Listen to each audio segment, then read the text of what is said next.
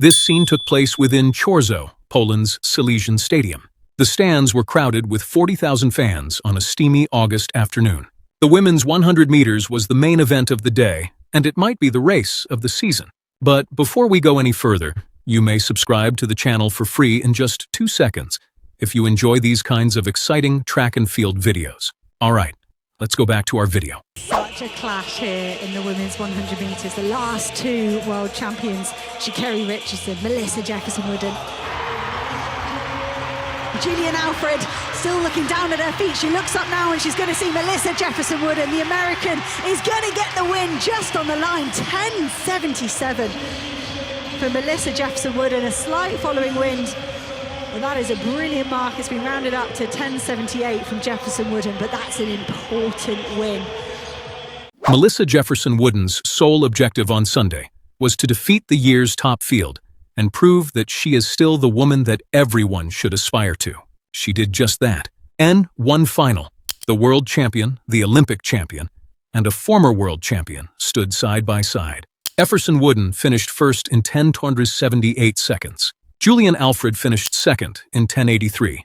Sha'Carri Richardson finished third with a time of 10.96.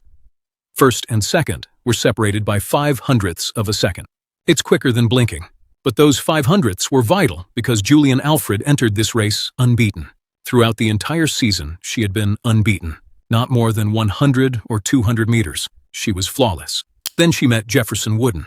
This meeting is crucial because of this. Alfred won the Olympic 100 meters in Paris in 2024. She was the overall Diamond League champion in this competition in both 2024 and 2025. She is among the sport's most dependable closers. Jefferson-Wooden is the current world champion. When she won gold in Tokyo last year in 10.61 seconds, she broke the world championship record. Since the Olympics in Paris, she has won every 100-meter final. The two crowns and champions are separated by a single lane. It's strange how long supporters must wait for this. The two ladies had not competed in a 100-meter race since the Tokyo final over a year ago. Though it never happened, the rematch was still being discussed. Silesia finally supplied it, and the rest of the field was likewise a challenging undertaking. Polish native Ewa Swoboda competed in front of her home crowd. Tina Clayton, a world silver medalist, was on the lineup. Her twin sister Tia Clayton was also there. Brianna Liston was incredibly quick. Zoe Hobbs and Kayla White completed the 9. The talent was evident throughout the entire field, making this a genuinely exceptional final. Jefferson-Wooden drew lane 5. With a legal tailwind of 0.6 ms, the wind was a moderate, legal push. Every lane had excellent speed from the first pistol that afternoon, making this final much riskier than a normal Diamond League game. It was impossible to hold the subsequent events accountable. She did what she usually did. She burst out of the blocks and took the lead in the first few steps. From then on, she remained the leader. Alfred refused to give up. In the last stretch, she began pulling Jefferson-Wooden back. At the line, she dipped and pushed everything forward. It was still not enough. By crossing first, Jefferson-Wooden tied her season-best time of 10.78. Alfred scored 10.83, which was her fastest time of the year. Think about that. She finished second, even though it was her best performance of the season. This race was really clear. The battle for third was even more fierce than the war for first. At the end, Brianna Liston and Sha'Carri Richardson seemed to unite. Each of them was given 10.96.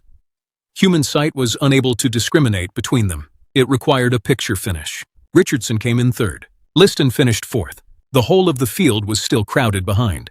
At 11 on, Ewa Swoboda placed fifth. Tina Clayton finished sixth in 11.01. The time for Zoe Hobbs was 11.5. Kayla White received a score of 11.11. Tia Clayton placed ninth in 11.24. 8 women finished in 11.12 seconds. That race is brutal from beginning to end. With that much speed combined, even a tiny mistake might radically change the podium in a matter of seconds. Another plot adds even more intrigue to this. Jefferson-Wooden and Sha'Carri Richardson are not merely rivals. They are training partners. They push each other during practice, persevere through sessions, and then fight when it matters most. They produced one of the season's tightest finishes back on July 4th at the Prefontaine Classic in Eugene. Jefferson-Wooden won the race by a hundredth, 10.78 to 10.79. The same 10.78 reappeared with the same winner in Silesia. Richardson deserves praise for placing third in such a crowded field. After a difficult 2025, she is doing well, back in the finals and back on the podium. The brutality of top sprinting was evident in the small margins. Jefferson-Wooden's technique is simple. Control the race, stay calm, and trust her lane. This method has delivered successes in Eugene, Stockholm, and now Poland. Alfred still accomplished a season best, but she found second place to be aggravating. That remark indicates the high expectations she has for herself. Alfred is getting faster, so the next fight could be even closer. Alfred acknowledged that the season is far from over and showed Jefferson-Wooden complete respect. Brussels, Zurich, and the Ultimate Championship might host further bouts. First, though, the numbers require some context because 1078 was not a record. Last year in Silesia, Jefferson-Wooden tied the meeting record with a time of 10.66. The world record is Florence Griffith Joyner's 10:49 from 1988. At 10:54, Elaine Thompson-Herah is ranked second on the all-time list. The secret to Sunday's victory, then, was to defeat the field rather than alter history. When they finally faced off, Alfred was unbeaten, but Jefferson-Wooden retaliated. Her current 100-meter winning streak began at the Olympics in Paris. And that makes predicting when they may cross paths again even more challenging. The stakes go beyond pride because 6 Diamond League points are significant. The 13th destination of the 15-meeting season was Silesia. Jefferson-Wooden left the standings with a lot of momentum, even though he began behind. The next substantial potential for another confrontation is in Zurich on August 27th. After Brussels and the Ultimate Championship, there might be more rematches. This rivalry is very dangerous since neither athlete is giving up. Jefferson-Wooden is the world champion, while Alfred is still the Olympic champion. Richardson has returned to the medal fight after regaining his health. 3 exceptional sprinters who represent 3 different dangers barely differ from one another.